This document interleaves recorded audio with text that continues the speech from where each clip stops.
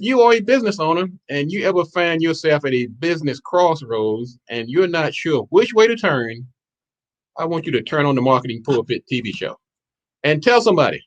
I know there are many people out there right now who are striving, who are starting businesses, who are trying to get their feet on the ground. They are suffering from this pandemic.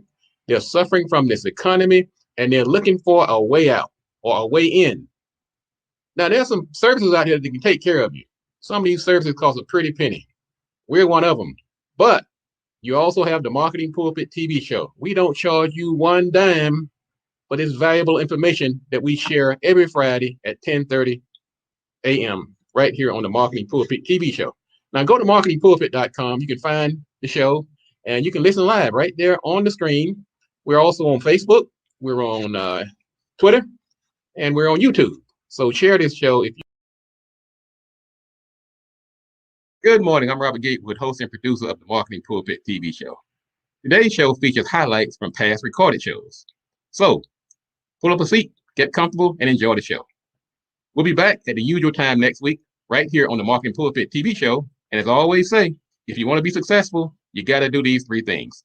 Do the right thing, do it at the right time, and you got to do it right. Enough talk, let's watch the show.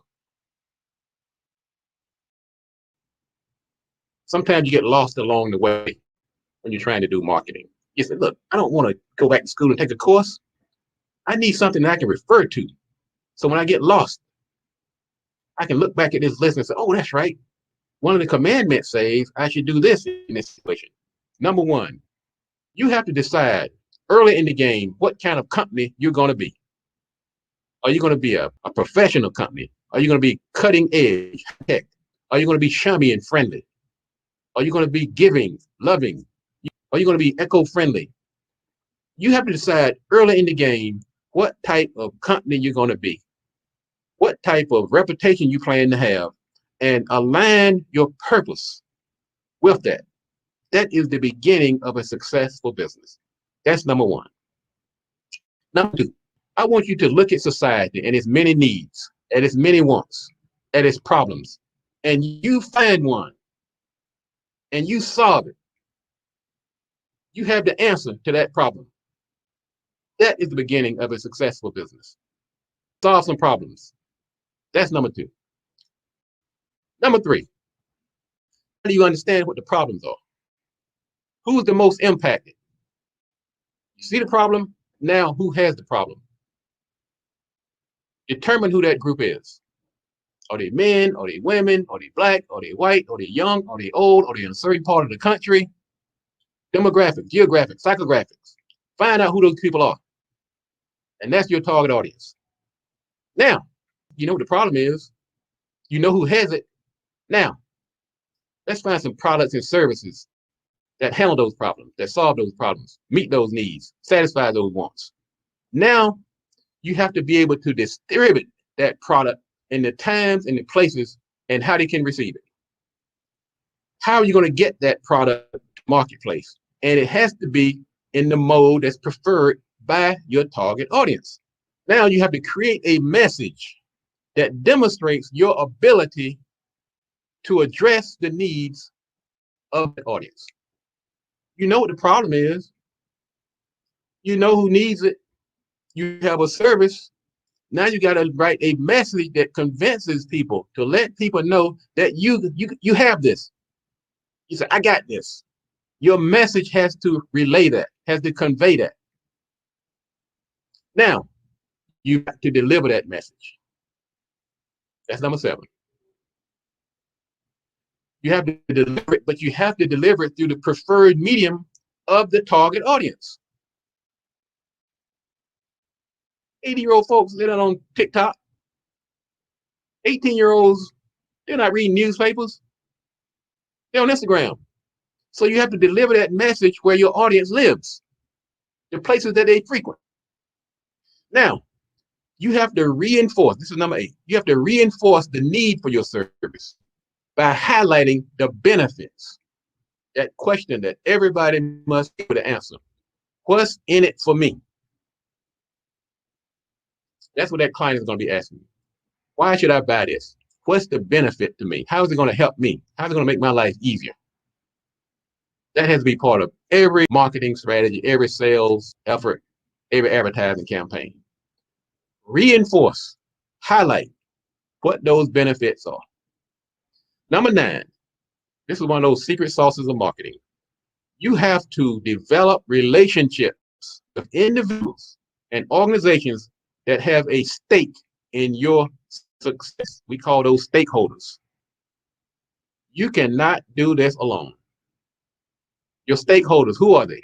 First of all, your clients, obviously, but you can't overlook the other stakeholders: vendors, suppliers, partners, funders, contractors, employees, the community, government agencies. These are all stakeholders. You have to build a relationship with these institutions and persons in order to be successful in marketing. And the last one, you have to exceed expectations with communication and service. Business success is built upon retention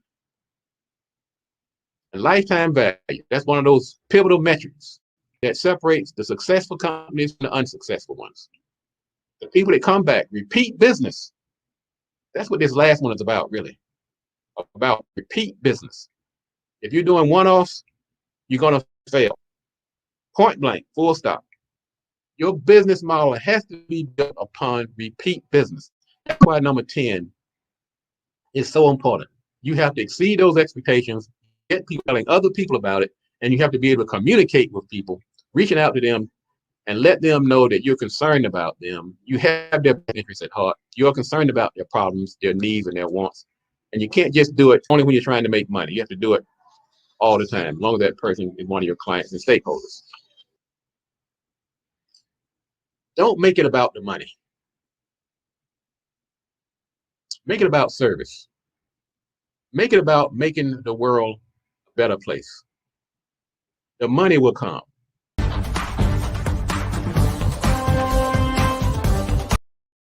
Good morning. I'm Robert Gatewood, host and producer of the Marketing Pulpit TV show.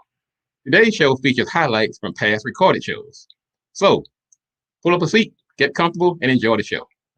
We'll be back at the usual time next week, right here on the Marketing Pulpit TV show. And as I always say, if you want to be successful, you got to do these 3 things. Do the right thing, do it at the right time, and you got to do it right. Enough talk, let's watch the show. All right, thank you again for tuning in to the Marketing Pulpit radio and TV show. I'm Robert Gatewood, your host. We've been at this now for 10 plus years.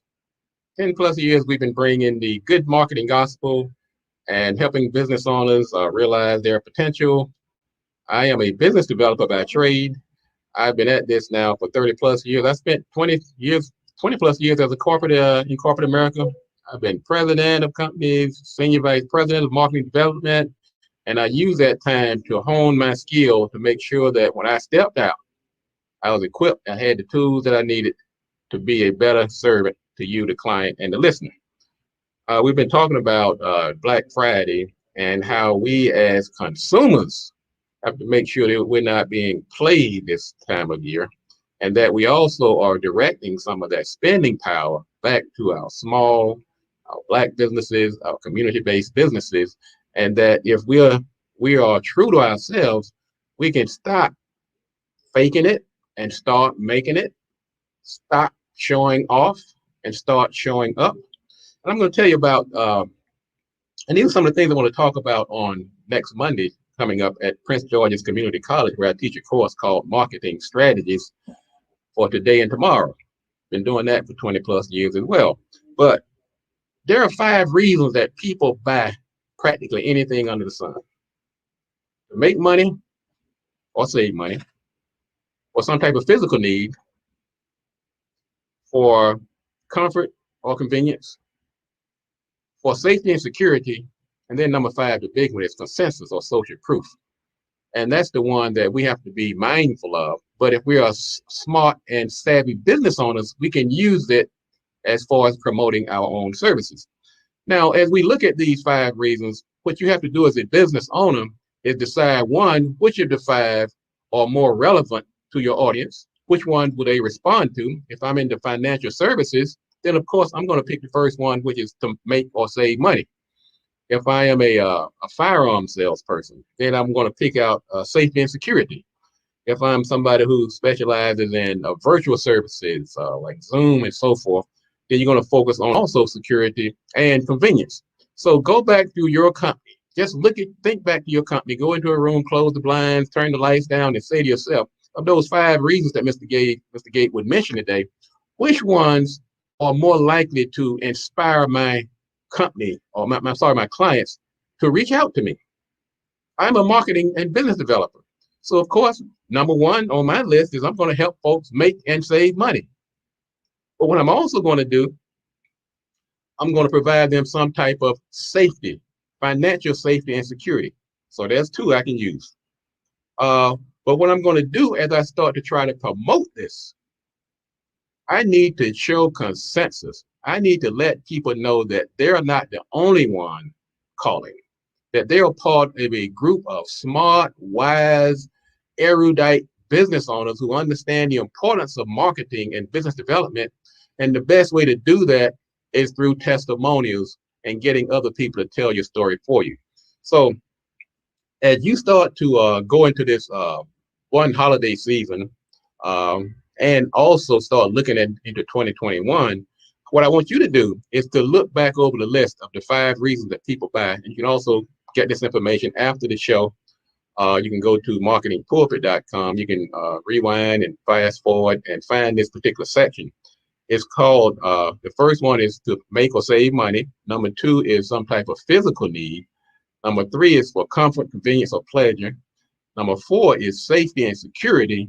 And then the number 5 is we call consensus or desire to belong. That desire to belong is the one that's going to actually have you make you more trips to the bank than anything else. If you can convince people that your service is liked and heralded and lionized by others, then the more likely then that person is going to use your service. And we can get that through social proof. And in the age of social media, we have influencers out here who are actually singing people's praises for them. But short of that, you can get your own, get insights, get people go into your website, leave testimonials, have them to go to your Facebook page and drop in testimonials, go into LinkedIn and share your information and so forth. So you can actually do this. You don't have to sit around and wait on it to happen. And also, if you're trying to get those testimonials, which are so important for social proof, many of you are doing excellent services, but you're asking people to write a testimonial for you. People are busy. They are busy. They don't have time to sit down and be writing books for you. So what you do this. Do a service call. One day when you have nothing to do, which I know is never, but create time for this.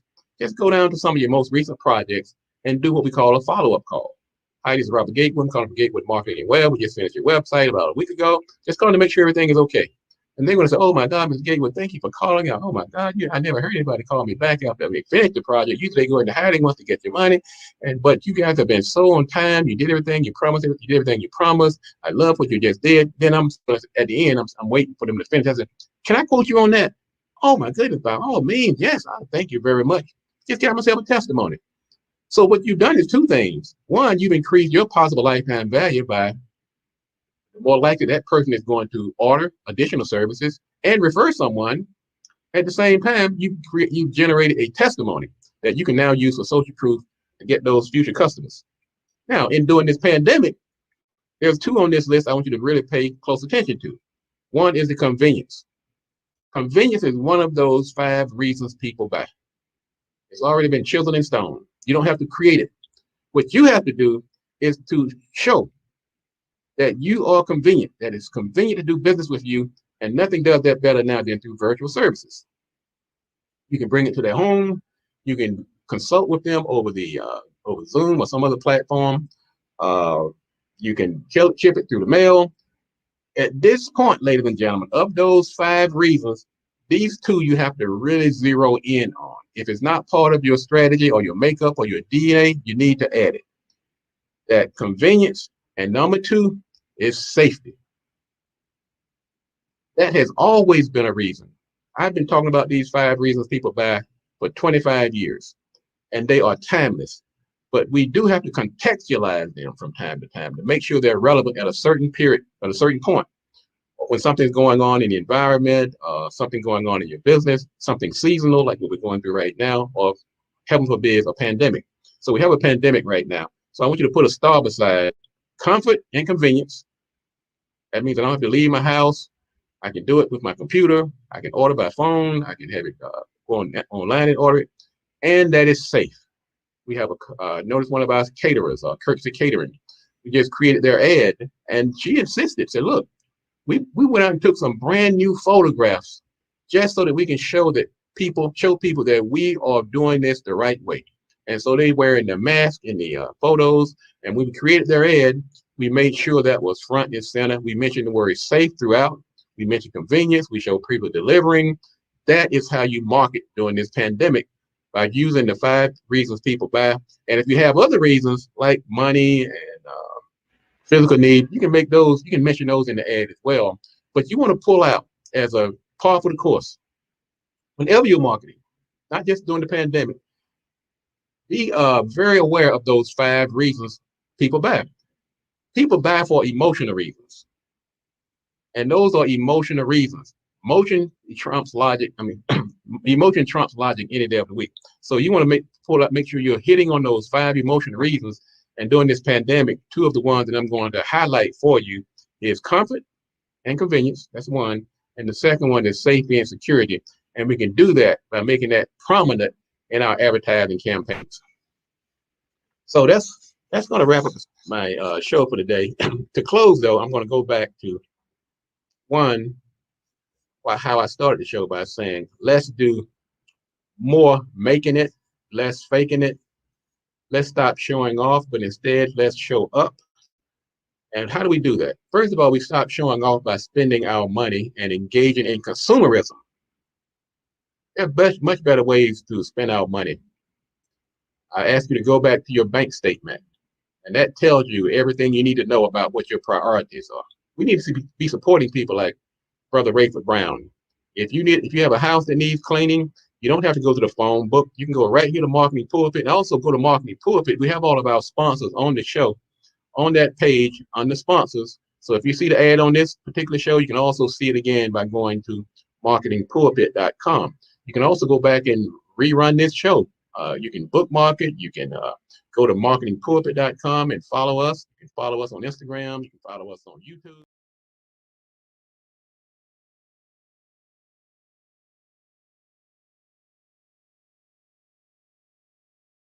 Good morning. I'm Robert Gatewood, host and producer of the Marketing Pulpit TV show. Today's show features highlights from past recorded shows. So, pull up a seat, get comfortable, and enjoy the show. We'll be back at the usual time next week, right here on the Marketing Pulpit TV show. And as I always say, if you want to be successful, you got to do these 3 things. Do the right thing, do it at the right time, and you got to do it right. Enough talk, let's watch the show.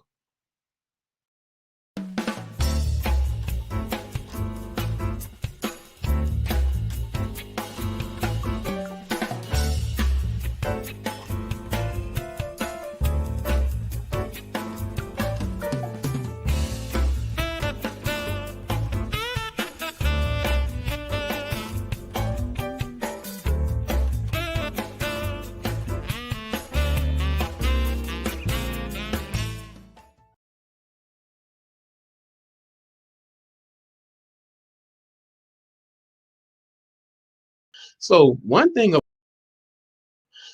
one thing about getting into this business of giving is that, if nothing else, it lets you know that things could be a lot worse. And that's pretty grounding. And there's a thing that I discovered when I got into this business of giving. You meet some really nice people along the way. And I'm telling you, because you meet people that they're into more than just going out here making a buck. I'm telling you, folks, when you get into this business world, it can be really a dog-eat-dog world. And if you spend all your time in the dog-eat-dog world, for lack of a better term, you're going to meet a lot of dogs, really. Not the kind of company you want to keep. But when you start getting into that business of giving, you meet a whole new classification, a whole new mindset of people. Some really nice people.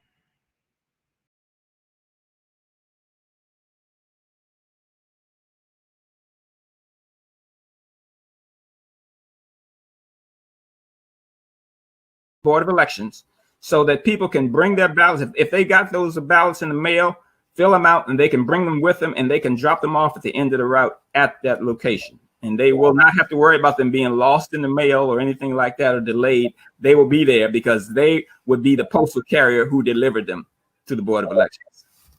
Oh, let me tell you something. That is why you need to, every week, set your dial to the Marketing Pulpit TV show. Oh, yeah. We bring information that is pivotal for the uplifting of our community. We hit it from all different angles. We take a holistic approach. And I thank you again, Bradley. And before I get off the air, I promised everybody I was going to give you this one tip on competition. And I want you to think for a minute, because what's happening, folks, as we have to maneuver this pandemic, particularly small companies, you're being hit from so many angles. And some people have misled you to believe, like I said earlier, that you don't have to worry about the competition. And they keep comparing your business to a relay race. Like you can't focus on that person beside you or that person in front of you or the person behind you, because that's going to throw you off. But the difference is you can see that person in the relay race. You can see the one to the left, the right, behind, in front. But when you're in business, you don't know who that competition is unless you take this note. First of all, there is direct competition and there is indirect competition. Your biggest indirect competitor is the grocery stores. If you're in the food industry, for instance, is the grocery stores and Walmart. You worrying about that little corner store. You worrying about this person over here, and you got a big $1 zillion Walmart sitting right across the street from you. If you are a graphic designer, your competition is not that little graphic design guy across the street. Your competition is Vista Print, 4M Print, these big BMF companies online that are selling all types of services. Those are your competitors. And here's a word I want everybody to remember. Remember this the rest of your life, as long as you're in business. It's called a phrase: freedom to abandon the market. It's a term that most small companies are not familiar with, but guys like myself who worked many years in corporate America, we know it quite well. If you're competing against somebody who has the freedom to abandon the market, you will never win a pricing contest with them, because they are selling a service that they can give away because they sell other products. Let's take an example. Let's say Candace is selling food, and she's competing against another food company that's selling the exact same food. But if that company is also selling cars and cosmetics, and they can give away that food to get you to buy the other products. I use my own company, for example. We sell domain names. A domain costs me about $10. Don't ever get into a pricing war with me over domains if that's all you're selling. I would give away a domain. I would give those away like business cards, because I have the freedom to abandon the domain market if it got too tight. That brings up another term called loss leadership. Loss leader means that you give away certain products at a certain low price at a loss to bring that customer into your orbit. Unfortunately, many small companies have been led to believe that the lowest price is the best price, and that's the only product they're selling. They're selling hair products, for instance, and they say, I'm going to sell the lowest price. Well, first of all, that's going to be a losing proposition from the beginning, because you don't control the source. But let's just use that example continually. But if you're selling hair products and somebody else is selling hair equipment, they're selling booth space, they can give away that product and put you out of business. So before you start worrying about your competition and worrying about, I'm going to lower my price again because I'm going to bring that customer in, and you have a competitor who has the ability to abandon the market, you will lose every time. Do not get in that fight unless you also have the ability to abandon the market. You have to build other barriers, other types of barriers to entry. You have to create other type of differentiators. You have to do things like be aggressive in advertising, offer service guarantees, use technology, increase distribution channels, use social proof, use other ways to compete against that competitor without getting into a price war that you are going to lose 99% of the time. That is my story today, and I'm sticking to it. I have a question on it, and I know we have to go because, but as I'm listening to you, as it, and when you're talking about the things that you have to do. So basically you're saying get better, because just to be very, very simple for those of us, that's out here that's in business, in small businesses and stuff. So what I'm hearing is you're saying you don't necessarily have to keep lowering your pricing. You have to get better in what it is that you have to offer and get it out there exposed to the world so you can better position yourself into getting your product across. Because I need simple stuff. So that's what I heard. I just wanted That's exactly. That's exactly, because let me tell you something, Candace, because I've been in this price war business before, and I realized that when I raised my price, I reached a different market who was interested in quality over price. That means I can raise my price again and not lose a single customer. I might pick up more customers because I got out of this price war that I could never win. Right. But in order Robert, I can tell you a story about that. Please. Years ago, when I first got into music, I was in a band then. It was before 98.6, and I was in high school at the time, and there was a Sunday school group that I used to participate in. Well, there was another guy in the group who was in a different band. Right. So the Sunday school group was going to do a dance, and they were looking to hire a band to do the dance, and they knew that the two of us had bands, and they said, "Well, what can you offer?" Well, the other guy said, "Well, my band can do this gig for $150. Now, this was back in the late 60s, early 70s. Right. I can do the band for $150. And I said, "Well, let's see. My band has 7 members. If we got $15 a piece, that's $105. We can do it for $105. Do you know that they decided they would go with the other guy because they said, "Well, your band charges more, so you must be a better band. So we'll go with you." Boy, that is it, Bradley. That is it. Again, I heard somebody say, if your prices is too low, like, me, myself, and I'm only speaking for myself, I don't want to be down there with the low-hanging fruit. Yep. So at the end of the day, there's so many people, that's out there to say, you know what, I really do want quality, over quantity, because at that point, when you think about it, when you hear your grandmother say, I would always go back to what she taught me, that, if the price is too low and it sounds so good, she would be like, "Red, turn and run the other way. It ain't right." Yep. So she wants you to think about it. So you have to think about it. Not to say that it's not, but it bears a thinking. And just like they said to you, Bradley, it's like, what this dude said, I can do it for $150. I got it. Let's go. You like, okay, we got to depend on 6-7 people to give us $15. We can do this for, $105. It's like, no, that's not good business. So his stuff is better because of the price. And it's sad to say that, because it's all the times that's not necessarily true. But it makes you think about it, that if I'm going to go out here and spend $100 on something, but this dude over here telling me he gonna give me the same thing for $20, it literally makes you think about what it is, where you want to do it. So that's Robert, that's on point, because we all say that. I've been told over and over and over again, you need to lower your prices, especially in the wellness, in the fitness arena, because you're competing with Planet Fitness. It's $10. You got to lower your prices. I was like, I'm not looking for $10 people. Yeah, so, you're going to get $10 people. Yep. Hey, look, this is the last story. When I first got into the web business, I was driving home to see my mom on Christmas, like I normally do.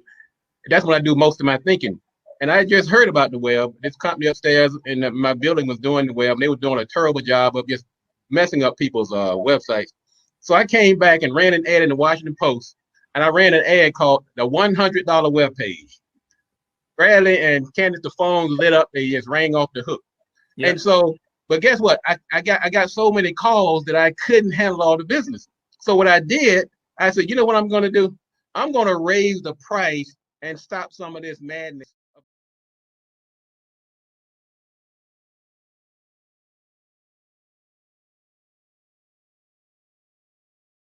Good morning. I'm Robert Gatewood, host and producer of the Marketing Pulpit TV show. Today's show features highlights from past recorded shows. So, pull up a seat, get comfortable, and enjoy the show. We'll be back at the usual time next week, right here on the Marketing Pulpit TV show. And as I always say, if you want to be successful, you got to do these three things. Do the right thing, do it at the right time, and you got to do it right. Enough talk, let's watch the show.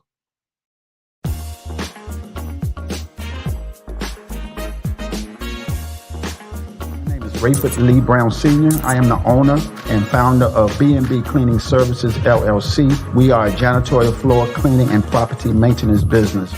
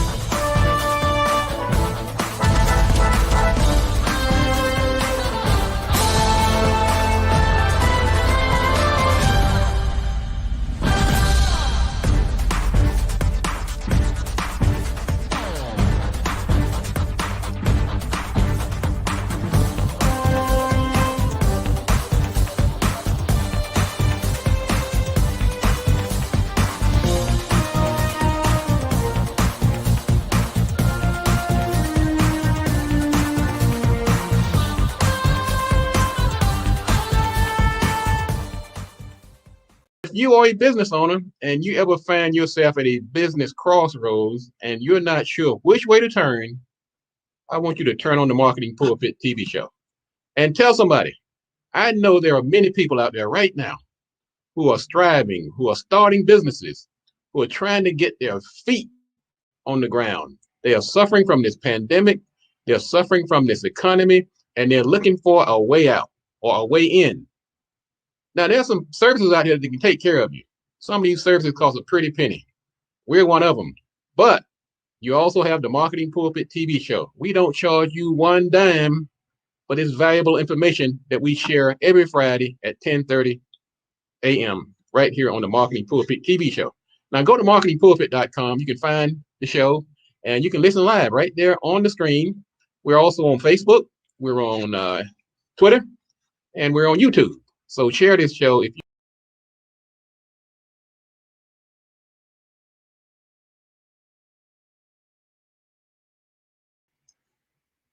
Many people right now, they have social media accounts. Some have Facebook. They got 3 billion people now. It's hard not to have a Facebook account. But I'd say Facebook is like the catch-all. You're not doing anything else, and you just want to get out there. It's kind of hard to go wrong with Facebook. You have Instagram, which is in the Facebook family. You have Twitter, 300 million people. They haven't really grown like some of the other platforms. YouTube, which is also in the social media family, but I kind of call it more of a utility social media platform because it's more than just a social media platform. It's also a media platform, it's utility, it's video handling, and so forth. You have some of the latest platforms like TikTok, short reels, 15 seconds with sort of music and background behind it. So it's evolving. But what you have to do as a business owner, you have to decide which one of these tools are going to help you achieve your objectives. Now, when we go back to the foundational things of marketing, we're always talking about audience. And so that's the first thing I want you to do when you're looking at social media. Ask yourself, who is my audience? You should be asking yourself, who is your audience? Whenever you get lost in any type of marketing discussion or activity, does this affect my audience? For better and sometimes worse. Is this decision, how is it going to impact my audience? Particularly when it comes to marketing, because marketing is all about audience. It's also about fulfilling needs and solving problems. So the first bit of suggestion or advice for social media is to make sure you have the platform or you're on the platform where your audience lives, where they navigate, where they engage. If your audience is on Facebook, and you decide where to go, get on Facebook. If you have a younger audience, You're on Instagram. If you're a business to business and you're trying to make relationships and things like that, then you want to be on LinkedIn. So, but even that advice is not enough. I'm going to break it down even further. Look at the task that you need to implement in your day-to-day activities as a business owner, particularly when it comes to marketing. What do you need to do? What are your shortcomings? What is your blind side? Treat these social media platforms like employees, like staff. I want you to sit there and marinate on that for a minute. So what you talking about, Gatewood? How am I going to treat a social media platform like a staff? I can't hire them and give them an office and make them do things. Well, I beg to differ. This is what I want you to do. And you will start having a profound impact on your social media as soon as tomorrow. Look at the platforms you have. And I want you to look at your marketing list of things to do. If you're not sure, you can go back and look at one of my old shows. We talked about the 10 marketing commandments. But there's certain things, certain foundational things that you need to do in marketing to keep the wheels going, keep the wheels on the wagon. So I'm going to give you some examples here. We're going to treat these platforms like employees. Let's say you call a meeting. Call everybody in the conference room. All right, come on, guys. Let's go about our objectives and the things we have to do to keep this company moving. Come on in here, Facebook. Come on over here, Twitter. Come on over here, buddy. Instagram, get in here. LinkedIn, get off that phone and get over in this meeting. Folks, we have stuff to do. We have goals, aims, metrics to reach. And I need to put you guys to work. I know you guys are not just doing your own thing. You're posting pictures of your breakfast at IHOP, sharing your grandkids' pictures and your fraternity. You haven't done any work. You're sitting there sharing, acting the food. Well, that comes to a stop today because we have work to do. Facebook, this is what I want you to do. I want you to go out here and generate me some leads. Facebook, I also want you to drive some traffic to my website. And the last thing I want you to do before I send you back off here to work, I want you to generate some testimonials so that people can see how good we are at what we do. So go out there, generate some leads, drive traffic to my website, and get me some reviews, some testimonies. Now get out here and get to work. Facebook is like, all right, man, I got stuff to do now. I don't just have to sit here and pretend that I'm working anymore. Instagram, what you grinning about? Get over here. Here's what I want you to do. We just launched some new products last week that's going to be targeting a younger audience. I want you to go out there and reach that audience. Get out there and find those young people. Also, we just changed our company colors and got this brand new logo, got new awning for the stores. Get out there and get me some visual branding so people can see what we're about. Also, we just got this new product line. I want that all over the place. Instagram, get out here and get to work. Reach that younger audience. Give me some visual branding and let people see these new products we just launched. Get to work. Twitter, I know you're a little older, but drag yourself on over here. Yeah, there's a place for you too. Tell you what, Twitter, we get a lot of pressure from some of these competitors out here. Some of these little upstart companies. I want you to go out here and monitor them. I need to know what they're doing, what they're up to. I want to know what that competition, the one that just launched last week, and the others who are coming up, find out what they're up to. There's a lot of news going on out there, a lot of chatter. I feel like I'm missing. I want you to keep me abreast of the industry news. Hear me, Twitter? Also, we got some workshops coming up. We have some workshops coming up, some seminars. I want you to go out here and promote those with all your might. So Twitter, yeah, I know you got a little age on you. You're not as fast as Facebook and Instagram, but you have a job to do. Get out there and find out what the competition is doing. Give me some news and let people know about these workshops we have coming up. Get to work. Get out of here.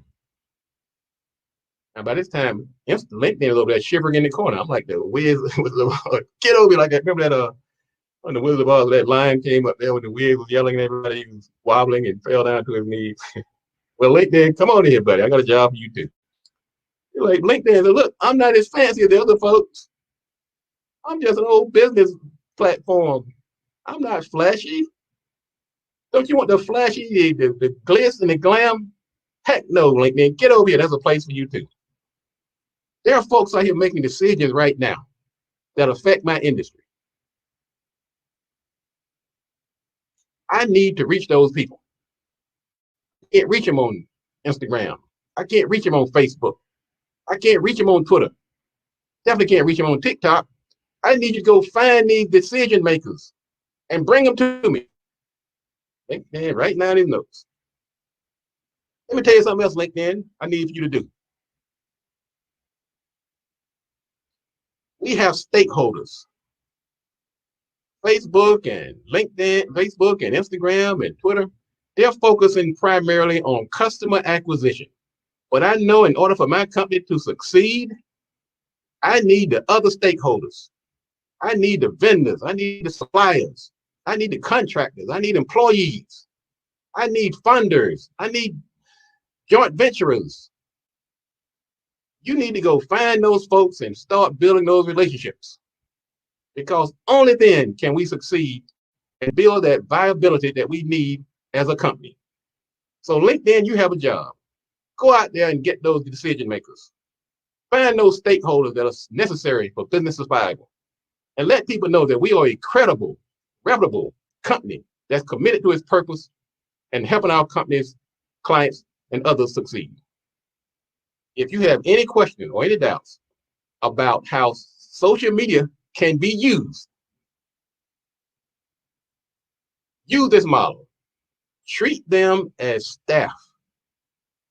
In other words, put social media to work. Good morning, I'm Robert Gatewood, host and producer of the Marketing Pulpit TV show. Today's show features highlights from past recorded shows. So, pull up a seat, get comfortable, and enjoy the show. We'll be back at the usual time next week, right here on the Marketing Pulpit TV show. And as I always say, if you want to be successful, you got to do these three things. Do the right thing, do it at the right time, and you got to do it right. Enough talk, let's watch the show. You can also just go ahead and set up a consultation through my website at gatewoodmarketing.com. And we've been quite busy this year, but I'm going to give out some information right now that I want you to just take with you. My top picks for 2021. First one is brand. Brand. I want you to put your name, your logo on everything you can find. I'm the poster. See that brand right there? Even my darn face mask. See that brand right there? I am a big fan of branding. I'm gonna tell you why. When this pandemic hit, there were a lot of companies out here doing what I do, but they had not properly branded themselves. So because I was well established and I had a well established brand, when they started trying to find solutions how to get out of this pandemic, people by nature, they're going to call a company that they feel more comfortable with. And the best way to do that is by branding. If they see it, they don't necessarily know where they saw it or how they saw it or who told them. But the fact of the matter is, when you brand, you're planting that seed, that subliminal seed in the minds of the consumer. And so when you finally do call them, or when they finally do need a service, you are the one they think about. So I want you to go into 2021, start today, branding. Get you some pens, get you some cups, get you some signage, get you a logo, but brand so when people see your name in 2020, 2021, you won't be a stranger to them. That's my first one. Second one, digital marketing. hate to put it to you folks, but the old way of marketing is really kind of hard right now. I mean, I'm a marketing guy, and I understand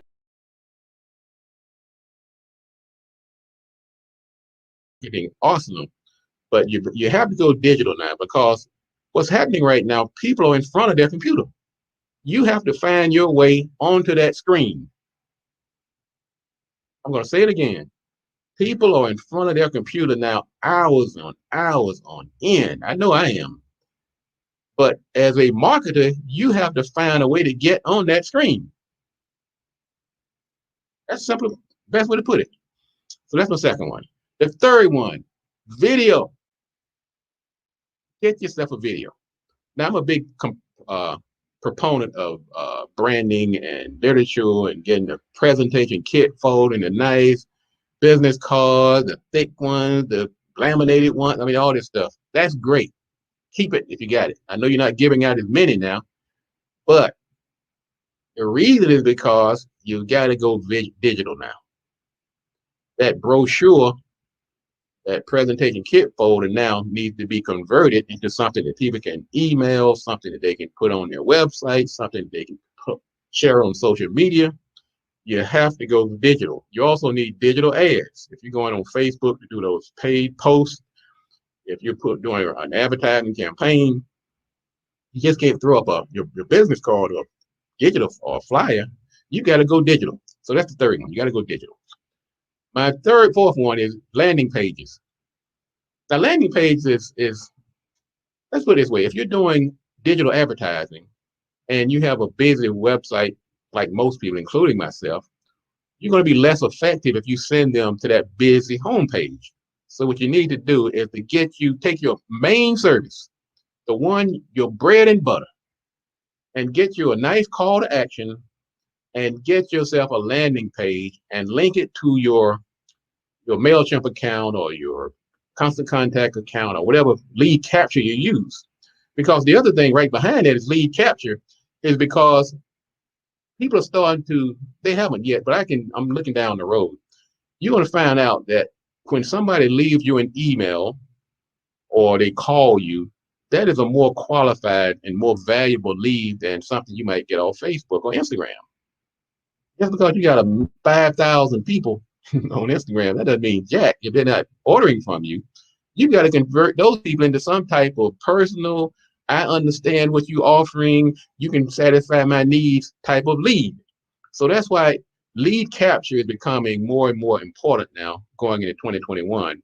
And so those two items work hand in hand. The video,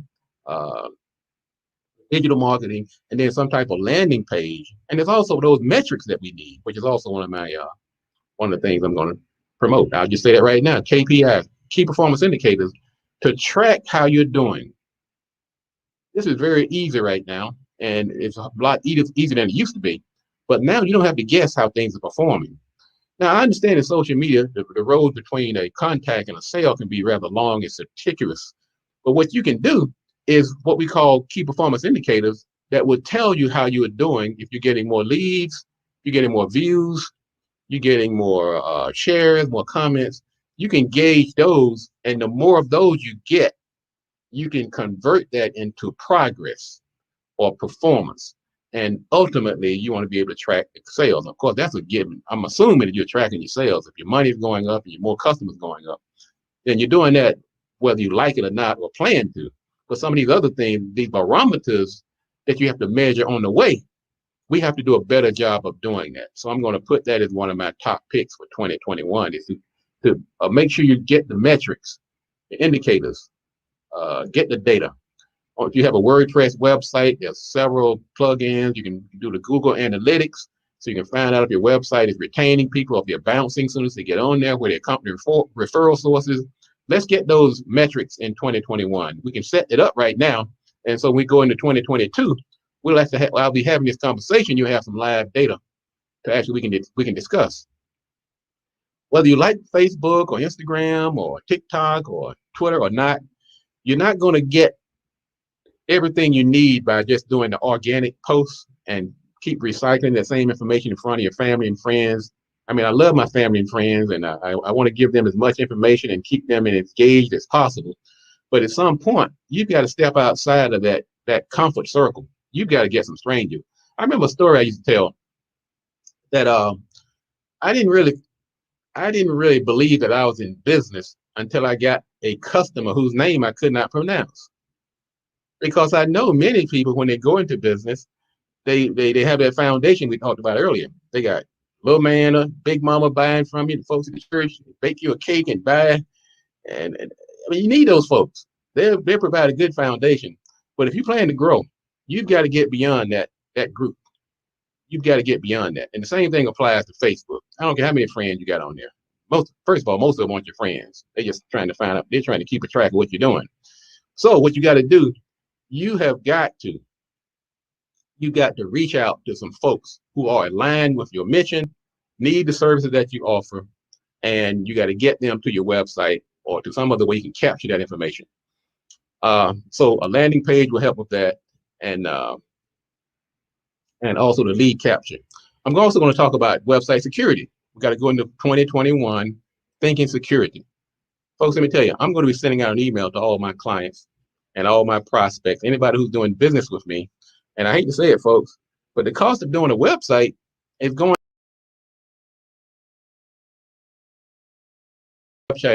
up. And it's partly due to security issues. You have to have an SSL certificate now. If you don't have one of those, let's talk. You got to get that on your website as soon as possible. Google hates you. I'm just going to be quite honest with you. If you don't have an SSL certificate on your website, you are trash in Google's eyes. They're saying you shouldn't even be out there. They think that lowly of you. And then because they're saying you're not encrypting your data that leaves your website, and anybody can pick it up, and you're putting your clients at risk. So Google hates you. They literally hate you if you don't have an SSL certificate. They told you that back in 2015.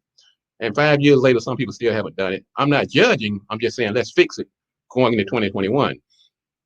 Also, website server. Now, the SSL certificate, it encrypts the data that's leaving your website going to another source. But that does not protect your server. So if some malware or hacker gets inside your server, doesn't matter if you have an SSL certificate or not, you're not secure. Once again, it costs money. It's going to cost you about $80 a year for that website security, and it's going to cost about another $70 for the SSL certificate. You're already up to $150 a year. Then you have to throw in your hosting. That's about $100 a year. So it's going to cost you about $300 to maintain a website, domains, all that stuff, email accounts, about $300 a year.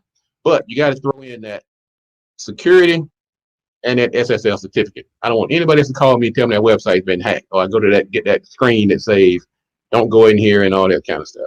We can prevent that going into 2021. Also, go ahead and grab you an extra domain.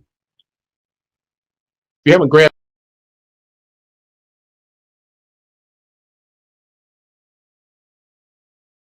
good morning. That concludes our show for today. I hope you enjoyed the show. Go to marketingpulpit.com to watch this show and other past shows. And once again, if you want to be successful, you have to do these 3 things. Do the right thing, do it at the right time, and you got to do it right. Enough talk. Let's get to work.